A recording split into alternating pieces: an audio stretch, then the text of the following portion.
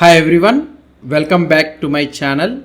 In the last video, we have solved a memory issue using the writable streams in the Node.js. And now that we have wrapped up our work with writable streams, it's time for having a little recap. Today what we'll try to do it is, we will dive into our official Node.js documentation. So let's go to the official Node.js documentation here, to consolidate everything what we have learned so far right now. So we are going to understand what's going on under the hood, walk through some core concepts again and see how Node describes them. So alright, let's open the browser and I am searching the Node.js and let's open this Node.js. Here I will be going to the docs, okay, and official documentation, and here search for the streams where we will be able to find here. This is the stream. So now here this is the documentation for this one. Now once you will notice something interesting. The stream documentation is split into two major parts. One for stream consumers. So here you will be able to see API for stream consumers. And another one is stream implementers. So readable streams and all those things you will be able to see. And somewhere, yeah, API for stream implementers. So in this video, what we'll try to do is we'll focus on the stream consumers. But don't worry, we'll cover all these concepts and all those things, implementers and all those things later in this video. So just we'll try to learn about this stream consumers. So right now we are consuming the stream. So that too we are learning about the writable streams. Okay. So if I click on this writable stream, let's click on this writable stream directly. So we have learned about this writable stream only up to now. The first example Node gives us is the HTTP. So here you will be able to see where you will be able to see. Okay, let's try to go to the top. Okay. So here let's come down. So somewhere you will be able to see. So you will be having these all the things. So let's close this one all. So now here let's go to the writable streams directly. Let's click on this writable streams, API for stream consumers. Yeah. So here you'll be able to see the first example which you will be able to see the Node gives us using the HTTP module. So now we have mostly been using the FS module in our examples and we will stick to that only for now. But here is the thing. So if you understand the streams in the file system module, you will absolutely fine. And using them in HTTP, TCP or any other places also where the node uses the stream only. So here if you try to see, here the create server and this is the request and this response is a stream writable. So here request is a readable stream and here the response is a writable stream. Okay, here you are able to see. So if it is a writable stream means you know that you can use the response.write. So here this is stream, response is stream, stream.write, you able to see the stream.write. And here you will be able to see this is a readable stream, right? You are able to get the data. So we will learn about this readable stream afterwards. So here this is all the readable stream and here you will be able to see the response.write. That is nothing but writable stream and we are ending the stream. So now if you want to send the last part of the data also, you can send it. And we are sending the response.end error. So here you will be able to see the response.write, response.error, response.end like this. And this stream you can also able to see the finish, stream, this close and all those things also we can see. So here you will be able to see the writable streams is response is a writable stream, so that we are able to use the methods write and end which we have used for the writable stream. So readable stream, so we will learn about that one. So now let's go on to the writable streams here. So here where the writable streams we will be using it is writable streams we will be using an HTTP request for the client, HTTP responses on the server.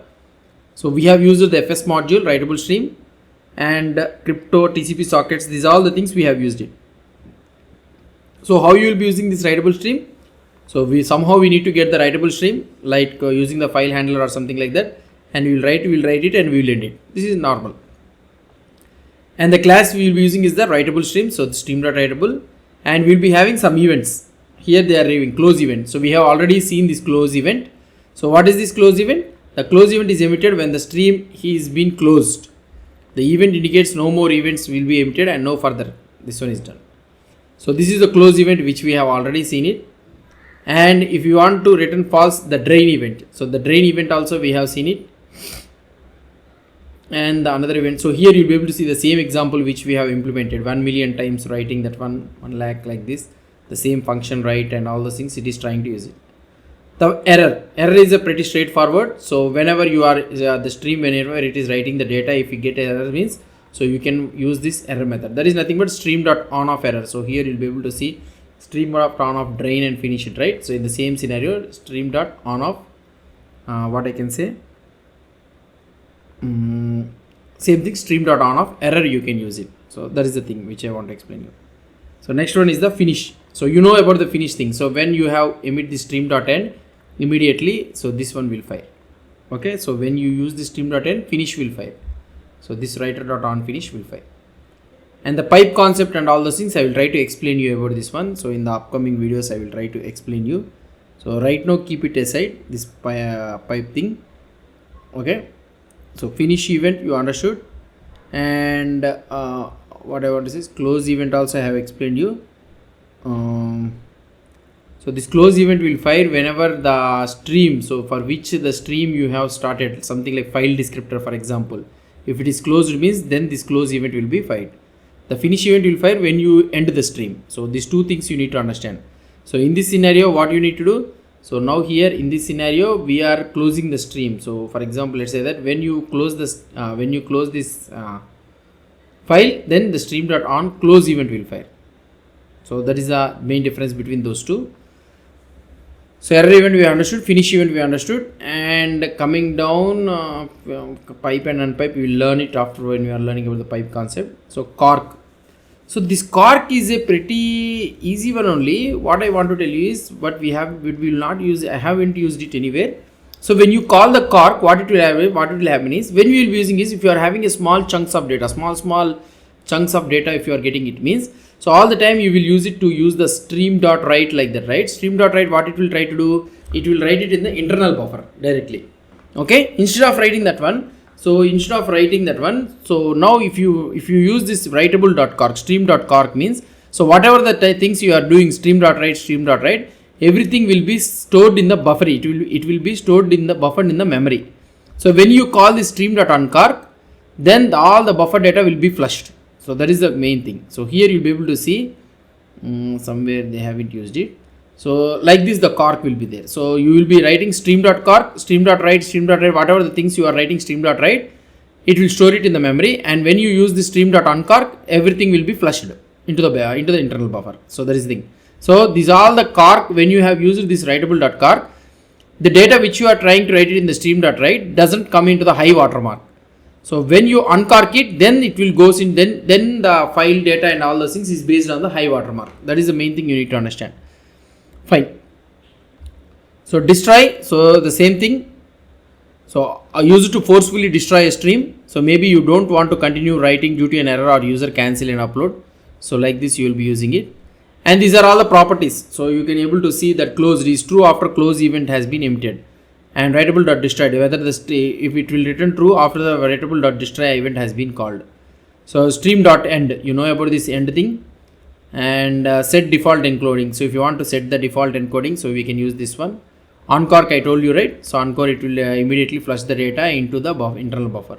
So here you will be able to see stream.cork, then whatever the stream.write you are trying to write it, this all comes into the memory instead of into the internal buffer. So when you use the stream.uncork, all this data will be stored in the internal buffer. Then it will comes under the highWaterMark. So that is the main thing. So now, so writable, you will be able to know about this one. So whether you can able to write it is safe to write or not. So this one is an experimental, it seems. Writable enable, writable cork. These are all properties here. So writable highWaterMark, you will be able to see what is the highWaterMark. Writable length, what is the internal buffer. Writable need drain, and these all things are there. Write, so you know about this, right? Stream.write, we have used it. So you have a pretty long data. So if you want to read it, you can read it. So now you will be pretty easy to understand. So you will feel comfortable to read this documentation. Now whatever the things we have learned. So by this, the writable stream is finished. So then next starts the readable stream. So we will try to learn about this, what is a readable stream and all those things. So this is all about a concept of the Node.js writable streams. So hope you understood about this concept.